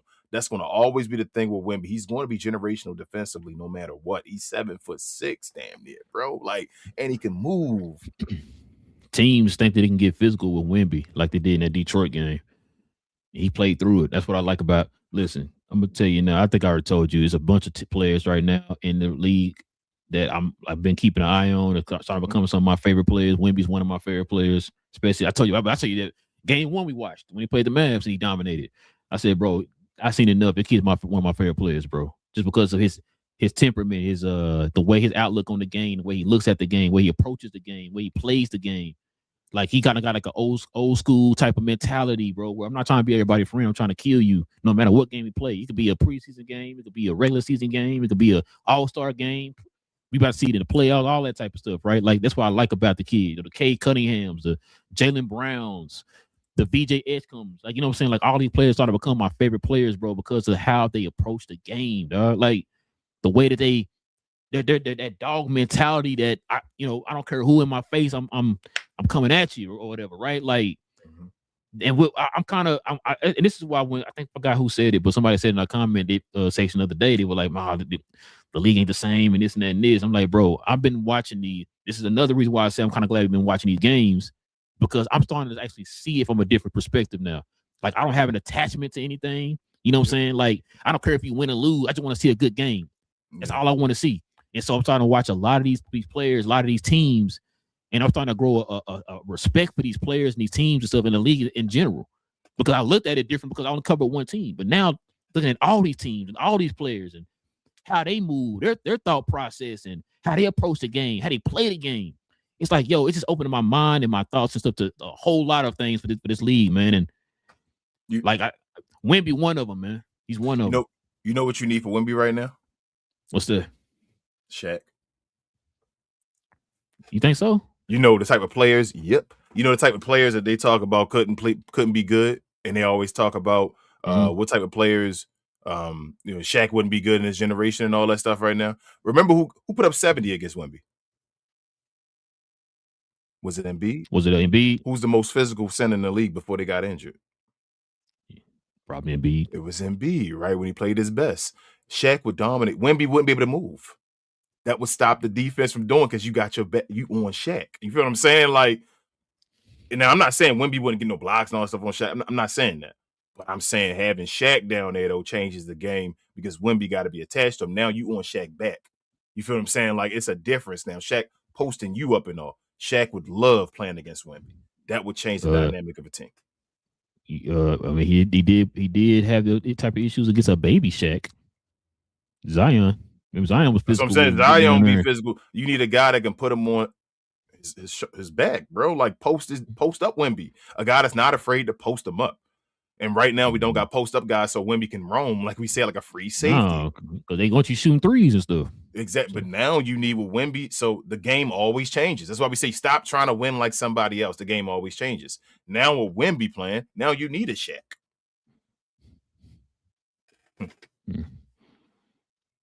I'm sorry, I only get 50 cents. But yeah, bro, we can move on. But yeah, that's it, bro. That's all of them right there. So yeah, we can go ahead and last bit of news before we go into questions comments. I saw that Conquernuple on the little site or whatever, the rookie site took over the number one rookie. You think that's a wrap now? You think what's name getting injured? You think is Cons? Unless Con get hurt. Was Melo a wrap when he made it to the playoffs? No. Okay. But LeBron didn't get hurt though. No, I know he didn't get hurt, but your team was losing. This guy was the number one option on his team and led him to the playoffs for the first time in 85,000 years. Yeah, but Bron, and he averaged more. So I mean, I don't know. Bron didn't get hurt though. You feel what I'm saying? Like that, the injury. You don't feel like the injury with your team losing don't. I mean, like I said, for me, I got you. Hold on. Who would you pick then? Does it change for you? Screw with the season. Is it Con? It's Con now. After this, I told you that. Yeah, I told you that a while back when the dude. What was he doing? What were we talking about? Oh, when I told you about the 90-50. When last time you heard rookies doing 90-50-40? Yeah, and he broke the record with a bunch of games left. A rookie record of. I told you people. I hate people yelling now. He the right-handed Chris Mullin. I'm like, where my credit? Where my credit again? I definitely yelled that. I say Chris Mullin. Okay. All right. Whatever said, I ain't gonna argue with you because it's on the show. So we said it on the show, but people are saying people yelling that now. We was talking about. I said, because you start talking about the average and stuff. Like he ain't averaging that much. I'm like, but you know what I'm saying? That's the way he can score and all that stuff. The way he can shoot. I said that's Chris Mullin. I could have sworn I said that on playback to you when we was watching the game, but all right, that's fine. I'm gonna let you have it. But either right-handed Chris, but people saying it. That's what my point is, and I'm like, already saying that before, but Con, I think it's his though with Cooper getting hurt. I thought it should have been split. That's what I was saying. Get to that point of do the co-rookie of the year again. I think with Cooper getting hurt again, he would have to come back and start dropping 40s again, and the Mavericks would have to win. You got a better chance of dropping 40s. Yeah, the Mavericks winning. Hey, I was close to that question I asked you. I said, are they gonna lose? What is it? What did I say? Are they gonna lose 40 before they win 20? What it was? Yeah. Or what was the question? Yeah, they've been winning. Shout out to Marvin Bagley. They won. They won too. They lost last night though. Man. Yeah, before last night they won like 2 in a row or something like that. That's what I'm saying. Marvin Bagley doing his thing. Go get skill. That's what I always say. Everybody was yelling at other people garbage and all that stuff. I'm like, they garbage for a reason over there. They not garbage over here. That's what we keep trying to tell folks, bro. Hey. It's funny you said that because Wilson brought it up. I watched this video. He was talking about, the teams that he played for were all losing teams. Yeah, that's what I'm saying. You go laughing at that and all. Go get skill if you just need something. Okay, and now he worked. He still was a second pick in the draft. For some reason, somebody thought he was a second pick. You feel me? So go get him. But put him in a winning situation and see if that he feeds off of that. And I mean, it's still not a winning situation. He just. Well, I mean, a better situation, I guess you could say. Really? I would say, yes, still ain't winning. You're right. I think he just won their 20th game or whatever the other day. But Coop gonna have to drop 40 though in the games, and I don't know if he's gonna do that now though, because we getting towards the part of the season where it's time to tank. I'm officially tank. This is just we know this ain't like tanking. This is just what happens at the end of the year. We know how this works. So you saying he gonna sit him out for the rest of the season? No. He gonna play. But I don't know if he's going to drop a bunch of like 40s and all that stuff because they're going to start trying to – why would you want to lose at the end of the season? I mean, start to win at the end of the season. The Mavericks might do something like that. Who knows, bro? Who's the coach? Who's the owner? Mark Cuban. Exactly. No, it was something else I was going to say too. One more thing. Let me see if I can find it. There was something else I was going to bring up. While you doing that one loss to San Antonio, they have that's OKC, right?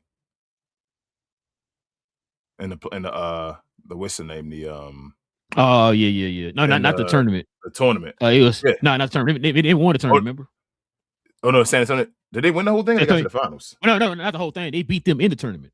Yeah, they beat them, and then that game afterwards. It was that one game where they with SG. I mean, OKC won the game at the end or something like that. Yeah, won that game, and then damn, that's crazy. That means San Antonio beat Detroit, Knicks, Boston, and OKC 7 times, bro. You know what? It ain't even that bad though, because the rest of them East teams. You know why the record looks so good? Let's keep it real. They beat OKC like 3 times. Oh, okay. You take away them 3, they 4-1. They just played the other East teams 1 time apiece, basically. They beat the hell out of OKC. That's the issue. Boy, that Christmas Day game, boy, that was the greatest Christmas present of all time. King, I ain't gonna lie to you, boy. I was my white cousins. Bro, hey, one of my white cousins was like, "Oh, you a Spurs fan?" No, I just can't stand OKC. I told him that. That's crazy. I said, we be out there cooking them, boy. Let me see if I thought I had something else in here. Oh, Jalen Williams' stat line, bro, was 30 points, 11 rebounds, 9 for 14 from the field, 5 for 10 from 3 in that game. That was a lucky 30. No, I won't call it a lucky 30. So it's not a lucky 30, but he ain't gonna be getting 30 a lot. He still shoot too much. He got hot. My point on that was like you see that he can do it. And he did it. Yeah. I'm with you. It wasn't to go against your point. Yes, damn near all the guys on the team can get you 30. I just don't want people to think that don't mean he a guy sitting there where he got 30 to be on a team getting 30 a game or something like that. No. He ain't. I don't even think he had 20-point a game player. But he matter of fact, 30 though. Yes. Remember we used to be like, man, it'd be nice if this he bring the damn team. On the Mavs, man, we had a guy other than like, Luka or somebody else that can like, hey, just randomly get you 30 or whatever, or randomly get you 25. Yeah, like those guys. Like, somebody, like then we had enough. Many of them, we had like enough of those guys on the team. It wouldn't be like so much pressure on Luka with it, right? Najee Marshall. That's what Shea does with every night. Like I think I told you, I forgot what game we was watching. I think you asked me something about the Shea even get double teamed like that, and I said no because I'm sitting there watching the game, right? And it's like, well, damn, he going off. I gotta pay attention to him. Okay, damn, now he going off. I gotta pay attention to him. Well, damn, now he going off. I gotta pay attention to him. They got so many weapons on that team, bro. The team is so deep. We just saw it against Detroit. How deep their team is. Just told you Jalen Williams got you 30 on stupid efficiency. Like you can't just double team the dude. You got so many other options on that team that could take over. Sam Presti put skill around that guy. He put skill around SGA. They got skill at every position. So that's why I said you got skill at every position. The best GM in the league right now. If you got a guy at every position that can put the ball down and dribble, you can't double team. Nope. I've been saying that. That's why I said literally, if you got a guy at every position that can put the basketball down and dribble past somebody, you can't double team. You can go create your own offense. Yep. You can't get that is a plus. That's why I was telling you about Detroit. Oh, thank you. I'm glad you brought that up. One more thing. I'm probably gonna move along. I'm sorry. So I've been watching a ton of Detroit games. Mm-hmm. The one week I've been saying they needed shooting. They got that now. Mm-hmm. Another thing I'm kind of nervous about. Creation after you said it the other day.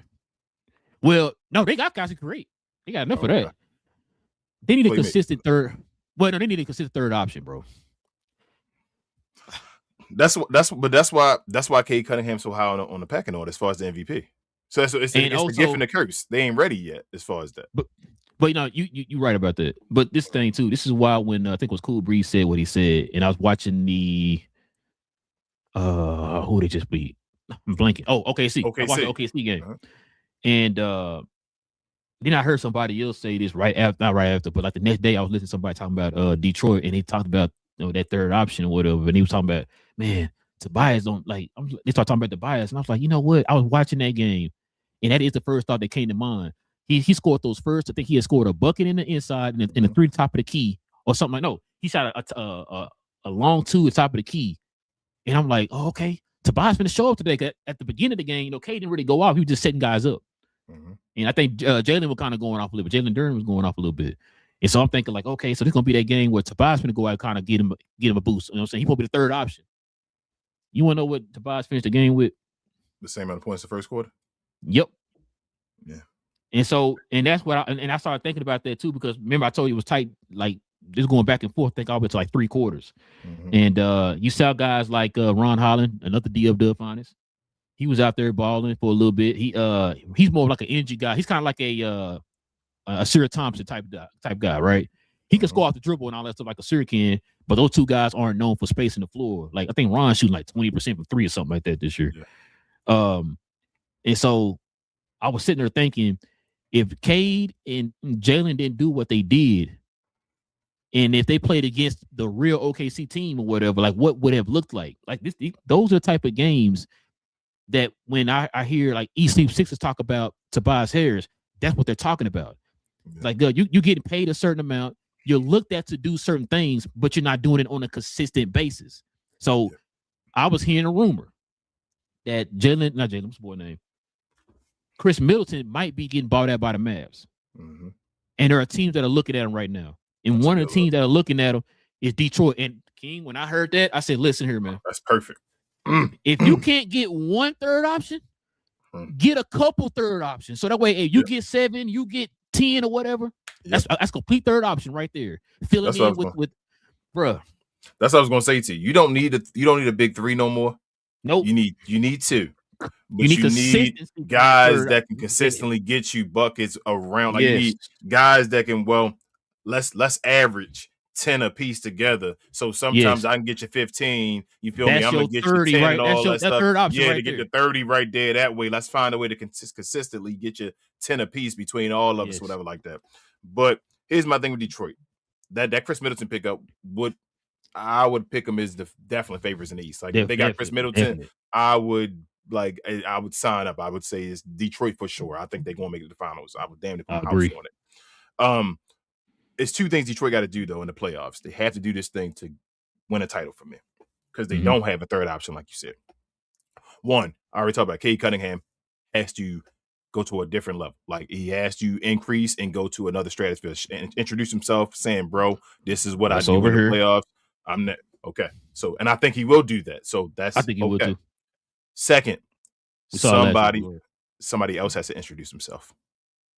Meaning either Jalen Duren is give me the ball. I'm doing a little more with the ball in the playoffs. Like I'm introducing myself as damn. I can take the ball off the dribble a little bit and do this, and I'm cooking dudes, getting you this 20, whatever, doing it. Or somebody else that we don't even know, like you said, Ron Hollins or Jenkins, or somebody introduced himself like, okay, man, they in the playoffs. This dude taking off and all that stuff. Somebody else has to introduce himself beside Cade Cunningham. He cannot do it by himself. So maybe Jalen Duren, and maybe him just doing other things and taking this game to a different level. But somebody, if it ain't Jalen Duren and Jalen just being Jalen Duren still, which is fine, then somebody like another player that's just we not thinking about. Like just somebody has to introduce himself to the crowd during the playoffs. I 1,000,000% agree. I agree with that. Go out, you was sitting there talking. I'm thinking like, who could be that guy? Excuse me. And it's not like he got scored this minute. It's not that. We're talking about his effect on the game, like the way he stepped, like he's a guy who can, he can pass, and all of a sudden like, his passing is really opening up other guys and opening the offense. He could be anything like that. Like you said, be a star. It could be a star. It really should be. That's the guy it should be. It should be a Sar Thompson. It should be a Sar Thompson. It should be him to take that step to be like, damn, bro, look at the Sar Thompson, and he doing everything. He been he really been Andre Karolinko, Sean Murray, and something like that now. Like he's taking his game to the next level. Man, bro. I'm glad you brought Sar, bro, up. I know we've both been going on. I'm sorry. Bro. You know how we always talk about Kawhi defense when he was younger and all that type of stuff. Listen to me, bro. I seen some stuff on that court from Asar, bro, that I'm just like, what in God's name? This dude is stupid on defense, King. His recovery and everything is just bro. He's freakish. He's freakish like Dennis Rodman. Bro, he's freakish. Defense is stupid. He's freakish. His movement. It's to the point Bernie was saying, like, everybody else is playing within the system of the defense. He lets him freestyle. Yeah, you can do whatever you want because he can recover. Bruh. Like you say he jumps, right? And you think you have him a pump fake.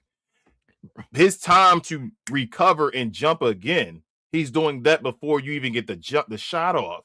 Like he has that freakish energy and movement. And like I say, him and his brother, they should be Hall of Famers when they're done. They got that Dennis Rodman type energy that I've seen from them.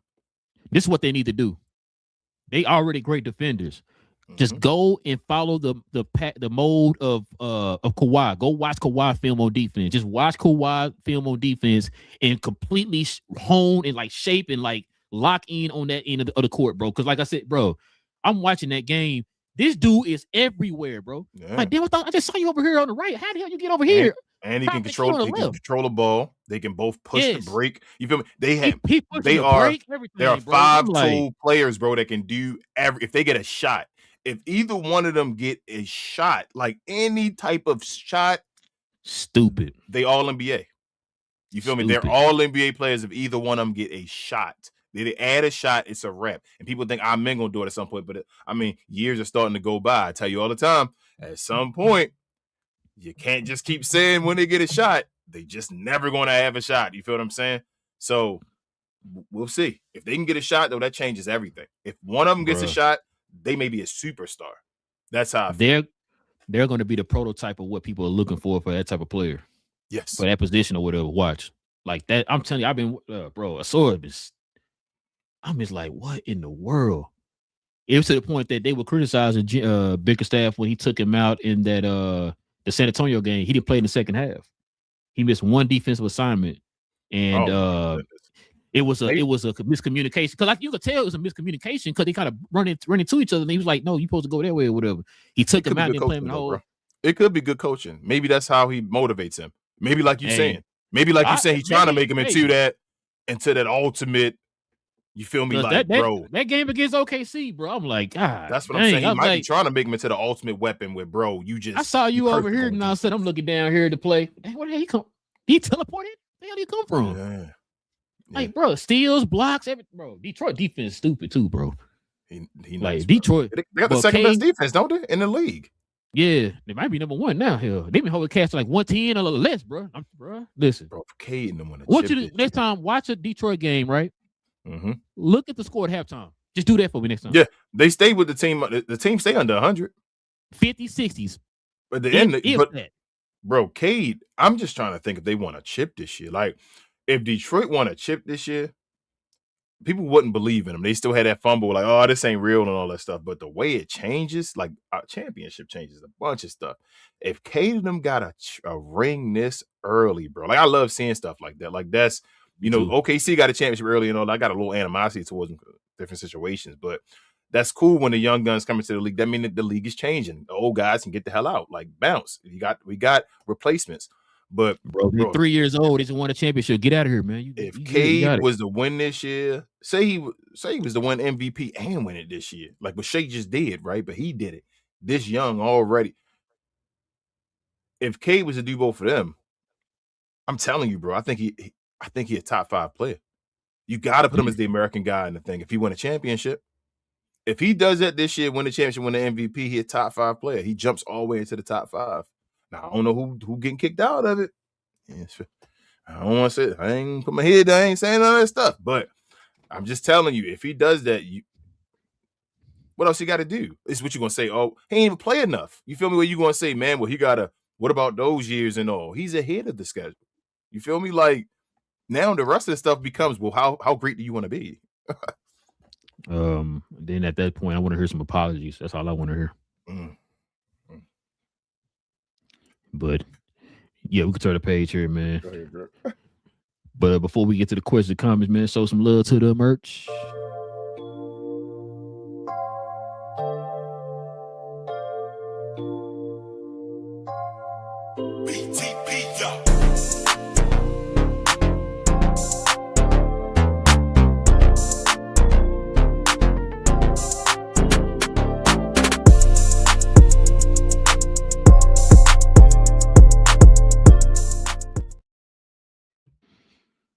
Yes, sir. Listen, members, you already know. Y'all get that permanent discount, man, for being a member of the channel, man, for any of the merch that we are selling on the site. So going over there to the site, man, we got the link down in the description box, or I think we got some merch up under the video right here, or you can go to our YouTube channel and scroll over to the store tab, and you can shop that way too. But either way, kind of probably recommend you going to the actual site because we have more options over there. But either way, man, go ahead and go to those sites or whatever and go ahead and get the shop on. All right, King. Yeah, I gotta get the what's the name shirt too. But yeah, let's go ahead and turn the page, man. Get to the questions, comments.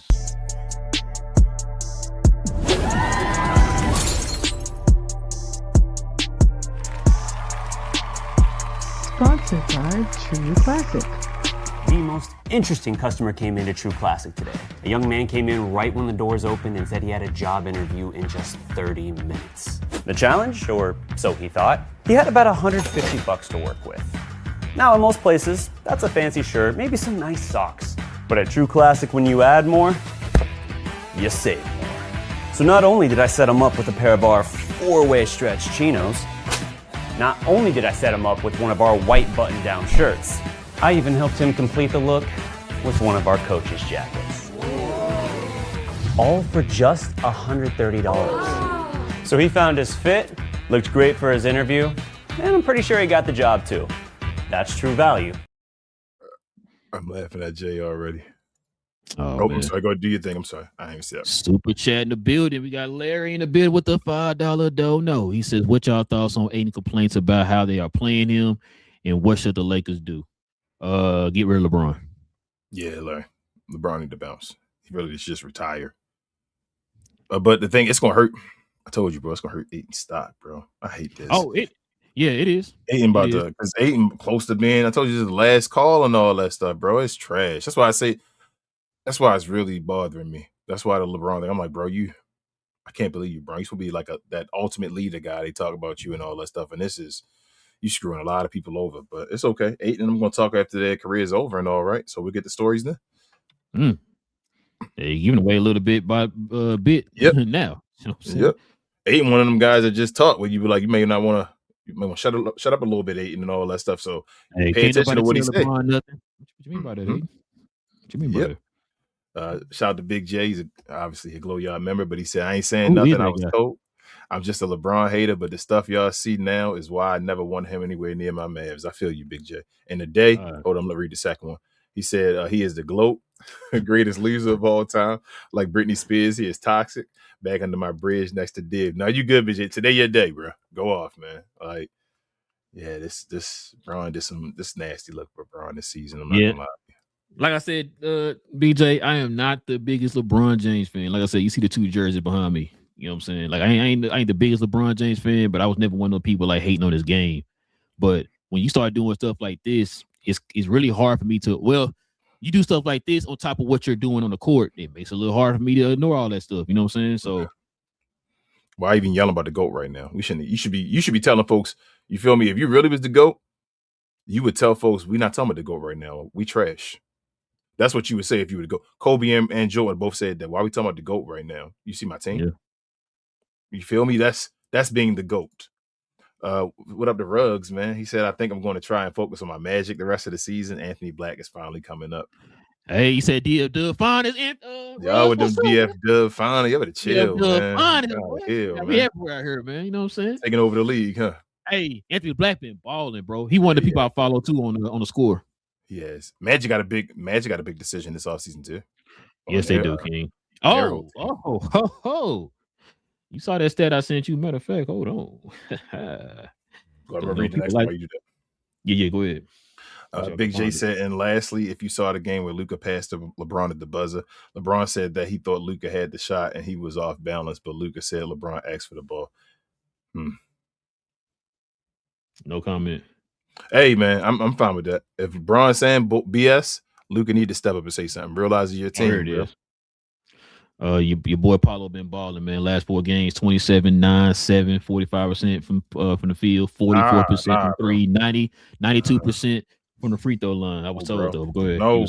No, bro. We're not gonna do that. We're not gonna do that here. We're not gonna keep people. It's crazy. Nobody gave him attention for forever. Remember, I was like, bro, he a number 1 pick. That's crazy. It's like people forget he was number 1 pick. Then he started going to the playoffs and all early. I mean, he way ahead of schedule. Like it's nothing that he's done trash at. No, you feel me? Like everybody, and they treating him like he trash. Like his team ain't turned around since he been there and all that. And they were quick to want to step on him. You feel me? Like it's like, damn, he got injured the last year, dealing with what's his name, Franz stepping up and getting a role and all that, having to figure out how to deal with him and all that, getting another player beside him as far as the caliber. and people treat him like he was an established player already, bro. He's ready to throw him away. He trash. Is he more? They called him. I saw it. Might have been. Was it Andy or was it Wilson? One of them was saying he was like he may be. What's the guy named Andrew Wiggins? And I'm like, bro. Oh yeah. I remember that. Yeah. I'm like, bro, like Andrew Wiggins. What did Wiggins ever do for Minnesota, bro, to get them any? Come on, y'all. Come on, man. Let the guy grow, man, and develop. Paolo nice. He gonna be one of the captains of America, whatever, in the future. Like, bro, I've seen enough of Paolo. I've seen this. I know what Paolo can do. So it is what it is. I 100% agree with you. And this also too reminds me of what we talked about with Cade. Remember people telling us Cade did. Now all of a sudden he's an MVP candidate. Like you said, not everybody gonna come into the league day one. It's always those things that you can see. Like I can see something there. If they started building habits, start honing their craft and working on their skills and all that stuff, then it'll come out to where like we're seeing what Cade is. I'm gonna tell you right now, I hate that I'm about to say this, bro. I think Paolo needs a new coach. Yeah. It's time. I'm sorry, Joe Mosley, using my pick for the man's brand, but they got that's the one thing they complain about is the offense, bro. That he's not creative with the offense and all that type of stuff. The offense is just atrocious. They got to trade Franz. Franz getting to a different level on the team, being hit and miss, and they can't stay consistent enough to actually build off of it to become Jason Tatum and them. So now I think you're at a point where you go use Franz because you use all them draft picks with Desmond Bain to actually go get the last piece you need for the point guard and all that stuff. Because I still think with Paolo's skill, he one of the guys skill wise can be one of the best players, can be the best player in the NBA. As far as the all around skill, what he can do. Now I'm not saying he will be the best player in the NBA, but I'm telling you what he can do. What can he do? How about I ask you that? I told you I could see Paolo getting you 2010 and he averaging like a 20-10-5 type guy. Yeah, 20-10 and 5. 25-10 and 5, tell you the truth. Shouldn't he be 20? So. I see you, babe. Big J says Luka also needs to stop whining. Facts. The whole league is calling him out. Both Lakers and away commentators are talking about it in the game. Yeah, they're killing him. As we already said, he a Laker. That was about to show up. But they putting that knife in and yeah. But again, it sucks because it's like two things happening at the same time, Big J. So yes, that is 100% true. They're going to cook him. I knew this was going to happen. Like it is what it is. He getting cooked because they losing. They cook folks on the Lakers. You got to win. But at the same time, though, there are a bunch of circumstances. That's why when I say about the whole Kobe and stuff, and people yell about Luka name and compare him to Kobe and Jordan and all that. And I'm like, Kobe and Jordan stay Kobe and Jordan even when things are bad. You feel what I'm saying? Like there's never there's something going on. And I understand it's personal things. I understand, bro. Jordan won a championship with his dad. I mean, not that you got to do that stuff. But I'm just saying, you feel what I'm saying? Kobe still played with it when he was going through his stuff. You feel me? Like Kobe was coming dropping 40 with no practice. He was going through the court cases and all that stuff. You cannot do that. Like it's not saying you're not a great player, but I'm not looking at you. I'm not looking at you the same. I'm not comparing you to those guys because you aren't those. I've watched those guys and none of those guys would say these situations. They've been through, I guess, in a certain light, worse situations than you've been through, Luka, and they still played and won chips and all that stuff and was dealing with situations, getting to the finals. Go play your game, bro. It should never look at you and say you change your game up for certain reasons, bro. We shouldn't even know nothing if something's going on. That's how I feel. It's always, Luka doing this. Something must be going on in his personal life. What's the Ruggs also said when I watched the video of Rodman talking about Jordan's greatness, I went 180 on LeBron as the GOAT. At the same time, like Harvey Dent said, die a hero or live long enough to become the villain. Facts, Ruggs. But nah, LeBron never was the GOAT though, Ruggs. I've never thought he was a GOAT. Let's see.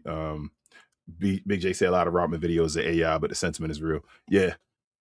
You talking about as far as the stuff he be saying to people, but he did say that about LeBron and Jordan. Oh yeah, he talked about that before. He said one. Matter of fact, go back. BJ, there's a clip on YouTube when he was on what was that show that Rachel Nichols was doing on ESPN back in the day?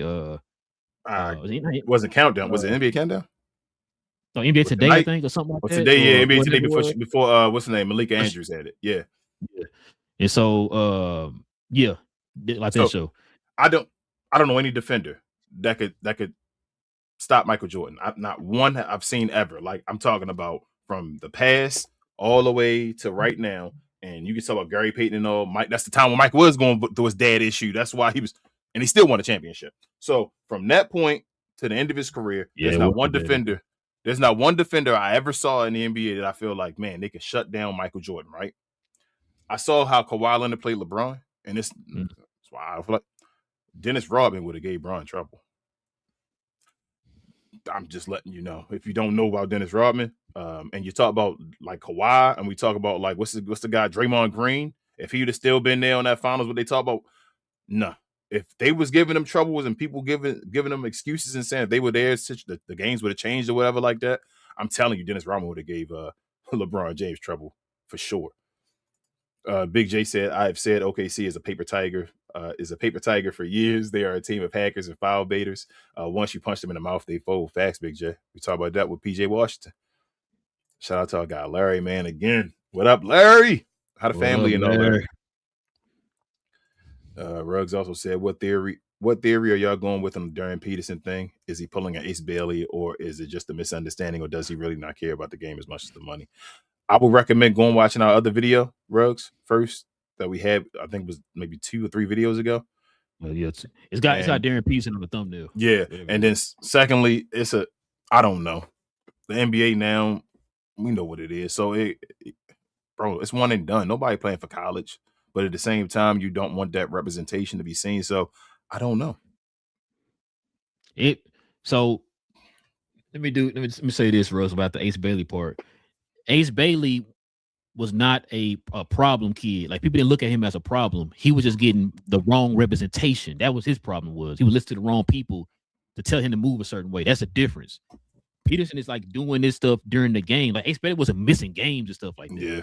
You know what I mean? Like, this guy is choosing, checking himself out and deciding to miss games and all that. And but don't call him a problem child, though. I wouldn't call him a problem child because his coach and him seem like they own agreements of that stuff. So that's not a problem child. That's a businessman that's saying, hey, yo, it's time to check me out. Okay, come on out the game. They were in agreement at first. I didn't hear no complaints. Now, all of a sudden, it's starting to become a problem now. Yep. That's what I'm saying. I don't want to label. That's why I'm saying I don't want to hurry up and label him like the rest of the media. You know how the media will destroy him and not see both sides of the story. Nah, you're right. And that's why I was saying what I said on the show when we talked about this. I said, then I don't want to hear you crying. Yeah. I can't just automatically walk out myself out the game. You have to sub me out the game, right? Which is why when he hit that shot, what did he do? You got to point to the coach to sub you out. You could have been like, no, stay in there and play out or whatever. That was your choice. You know what I'm saying? So yeah. Yep. Al says, what up, Al? She says, what do you think about Anthony Black? He has improved and he is my favorite player on Orlando. I want Luka to go to Orlando so badly. Nah, you don't want that to happen now. Not if you want it for not if you want it for Mosley. Not if you want it for Mosley, because Mosley's not gonna be there. So I don't think Mosley's gonna be there. But Anthony Black, I like Anthony Black. Out of Duncanville High School. In fact, I think his brother still played for Duncanville. I think he's a senior this year. Anthony Black's nice. He is getting better, like you said. He definitely getting better. He could be that he could be a ball handler, or he could be kind of play kind of a point guardish type of role or whatever, but the kid nice. Fits in perfect, whatever superstar you got on your team and all that type of stuff. He has a talent. He can be a guy who will take over. We've seen games when he's done that. But yeah, I like Anthony Black. I like him. I basically agree with everything Rel say other than the DFW finest. All right. He said, I have seen, Big J said, I've seen the real ones, but there are a bunch that you can tell just AI clips from Bron haters, and that's coming from me. Yeah, I hate that, man. But it is what it is. Well, I got my opinions about AI. AI is starting to be crazy. Yeah. It got its positive, but it's got a ton of. It's kind of like social media. Social media got its positives, how you kind of branch out and reach out to people and let them know what's going on. But at the same time, it's negatives as well. Yeah, that's technology in general, bro. Technology always brings good and bad. When you get better with technology, usually people get more lazy. You feel what I'm saying? So it's just the good and the bad that comes. Pause. Big J said the coaches seem to turn on Peterson. He is annoyed with the star taking himself out. Facts, Big J. But it's like, how do you turn on him now? Y'all, I know y'all have had this situation since he got brought to the team. You feel me? Since he's actually declared and said I'm going to be on there. Like, bro, come on. You didn't have a conversation with him, knew what was going on. That's a bunch of BS. But it is what it is. That's what they do. Let's see. Al also says, "Do you see the Lakers doing well in the playoffs? If they make the playoffs, can you have Matei back to talk about NBA Europe and the current state of the NBA?" I mean, if they make the playoffs, yeah, we probably should have Matei back on. I don't have a problem with Matei. It's just right now, Al doing a bunch of other shows and all that stuff as well, and still trying to stay up in the NBA to still get guests and all. We still want to get back to the guests and all too, though. We're not like ignoring you. I don't want you to think that we appreciate you. But also the Lakers, though, I'm not gonna lie to you. Usually I feel like Luka gonna go off in the playoffs and all that stuff. I don't. I think they're all gonna struggle this year. I think Luka, Reeves, and LeBron gonna struggle, and they'll be one and done, kind of like they were last year in a way. I think they're gonna run that back again, and it ain't because they trash and all that stuff. It's just they don't care. I think by the time they get the playoffs, they're gonna be ready to 1, 2, 3 Cancun. Be honest with you, I think they're ready for a reset. Yeah, that's what I'm saying. 1, 2, 3 Cancun. Let's just get it over with. Let's just get this season over with, and we can get to the front office is already positioning themselves.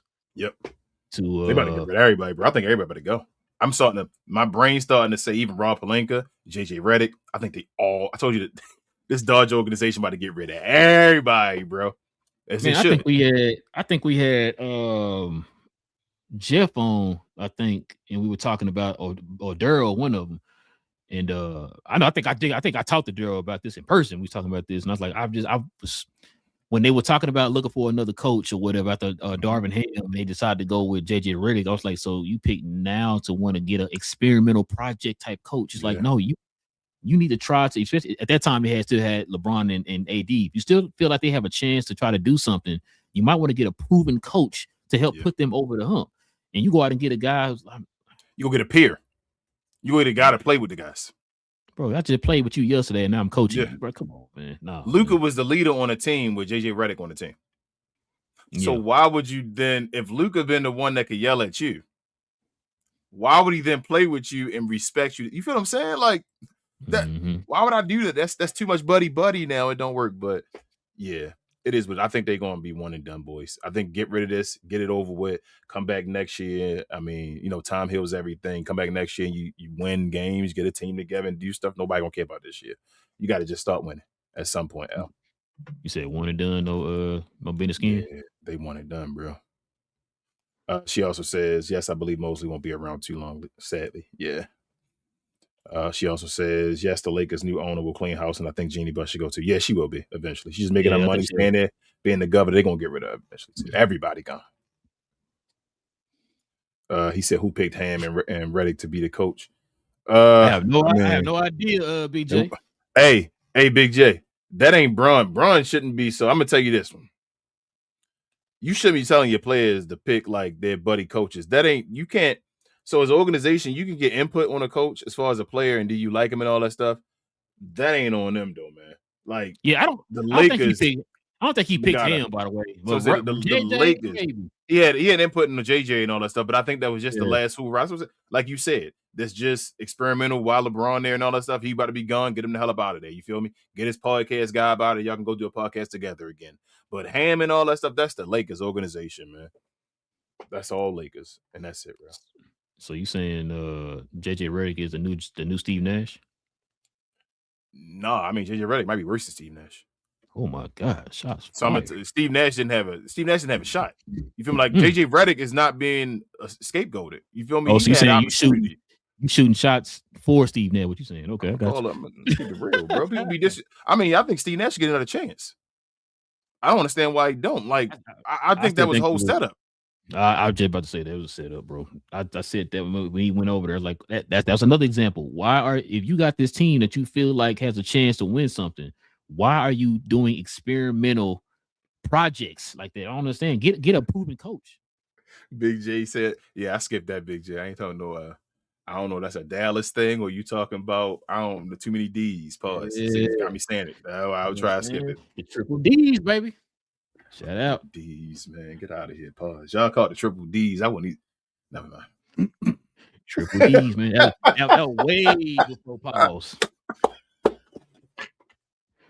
Is a reason why it's called triple D. The Dallas sign has like the outline of 3 D's around it. D's, I know. I'm just fucking with y'all. Just like, don't be getting mad, Mr. DC. No. Mr. I'm from DC. Don't be getting mad now. Yeah, I know. No, I'm about to say for those who don't know, like, why they call it Triple D? That's why, because the dollar sign has the three D's on it or whatever. But yeah, and then like this emblem right here too. We got the Pegasus sign too for our city. Is that why y'all played on Triple J? Is that why Triple J became a thing? Because Triple D. So y'all made it Triple J. I know it's 3 J's, but when y'all had the Jason Kidd in them, no, was that y'all plan on that? Or that's just what no, had to do with that? Just because of Triple J's, okay. I got you. Had names. Go with Jay's Jamal. Okay, yeah, they all Jace. I'm just making sure. I thought it may have had something to do with that as well. Like, I'm trying to think that one had like JD last name, other two had like a JD first name. Yeah, Jim, Jamal, and Jason. Yeah, and Jason. Yeah, Triple J's. Yeah, I didn't know what. I was like, Triple J's. He said it was organic. Organic. Okay. Yeah, that's what I'm saying. Okay, so but it wasn't. It didn't have nothing to do with that. It could have been organic because y'all from Dallas. So Triple D. I would say I didn't really know about the Triple D thing until I got older, like back like the mid 2000s and all that stuff. When we had like all like shirts and all that type of stuff. Look, Big J, I'm about to stop this. He's gonna keep you going forever. Pause. Talking about Be More. Don't get on us, man. They love Be More, the city that reads, allegedly. That's what it used to be, and they changed that up because people wasn't reading over here, so they changed it the best city in America. But you said Texas, but go ahead. But our nickname really is though Big J Harm City Murderland. That's our real nickname, bro. What you talking about? You want to know the real one? They call us Charm City, Harm City Murderland, man. That's what we call. That's what they call us over here, man. Real God, like that's what they call, man. You know, what is it? You got Cashville, Tennessee, and all that stuff. Yeah. We Harm City, Murderland, bro. Charm City, Baltimore, and then Maryland, Murderland. So I like that. I ain't gonna lie, I like that. Hey, you saying that, bro, and BA trying to stay away from all that, man. You know what I'm saying? He like, the whole wire thing and stuff. I don't like it either, bro. But I'm gonna call it what it is. BA all like, I'm straight Hotep black man and all that. This shit, all like, hey, I got to do this, and I can't talk about it and all that. And I'm like, bro, it's still real. It's real, bro. Like, I don't want it to be that way either, but it's still called that. We actually better. Our murder rate went down a bunch, bro. So I'm happy. Oh my God. Shout out to y'all, mayor, man. Yeah, man. Shout out to our murder rate, man. Oh, let me get the rest of these questions in real quick. Queen call. Here we go. Hold on. Yeah. That's to him. Big J, what happened to Duff from Ace of Cakes? And Larry said, I've never been a fan of 8, and also Rel tell him about Murderworth. Oh man, look at you. Look at him now. Now let me tell you about we from this. Y'all carry guns on your hips, man. You don't gotta tell me nothing, bro. We already know about Texas, bro. You don't gotta tell me nothing. It's Texas. Oh my God. Yeah, he said it was weird. Yeah, like I said, I didn't really know anything about it though, BJ. Like people wasn't calling it like that until like the mid 2000s, early to mid 2000s when people started screaming. Well, probably early 2000s. I started hearing about it or whatever. Because for the longest I didn't even know what it meant until I think my cousin or someone was saying, "Oh, nah, it's because it got the 3 Ds." Like, oh, okay, that makes sense. Call it triple Ds. What are you calling triple Ds for? But yeah. Man, that's it. What do you say? What do you say?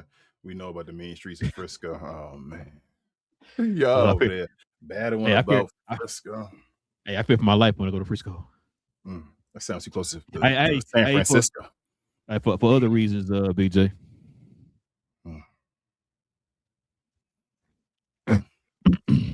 My palm is itching, bro. You know what I'm saying? I'm just saying. I don't got nothing to say. I already know what you're talking about. Y'all carry guns on your hips. I said that to you already. That's when you allowed to carry guns on your hips. They the real gangsters, bro. You said y'all the real gangsters. And folks is allowed to carry guns. Is that what you said? I'm asking because I don't know what you're talking about, King. I'm just trying to get it clear. It's clear. I got nothing to say to y'all, bro. Shout out to the gun owners, man. I don't got no issue. This ain't political at all, y'all. Hey, shout out, bro. Hold up. Let me read this last one. You go keep Larry and Jay talking now. So I can't support the name Triple D, so I have to differentiate myself. It's a native Fort Worth. I feel you. That Triple D thing is hard. Pause. Woo. That's definitely something. But Triple D's. I feel y'all. But no D's to Triple D. I got you. Woo. Oh no, that might be worse. But shout out to Triple D, y'all. I love y'all over there. I think it's Triple D. Yeah, Triple D. But yeah, man. Listen, we appreciate the members and others joining us today, man, for another episode. We will be back here on Monday, y'all. You already know. If you're new to the channel, into NBA content, do us a favor, hit that subscribe button. Join us here every Monday, Wednesday, Friday morning. Okay, we have these shows every Monday, Wednesday, and Friday morning. Also, too, shout out to the members. If you want to become a member, like you saw the folks here on the screen, simply hit that join button right there next to the subscribe button. Consider becoming a member of the channel. Not only you will be here with supporting us on Fridays, we'll also have different perks for you too, for the channel also too, man. So if you want to become a member, simply hit that join button next to the subscribe button. Also too, Big J and her cousin per usual. Shout out to him, BA, Cuz, and myself. We got another channel called Cuz We Geeked. We talk about all things in the geek culture involving movies and television. We got a show tonight. We're gonna be talking about that Mortal Kombat trailer tonight, man. I know Big J a hater. He probably hated it more than anything in life. But no, we're gonna talk about that tonight, man. So y'all want to join us for a conversation about the Mortal Kombat trailer? I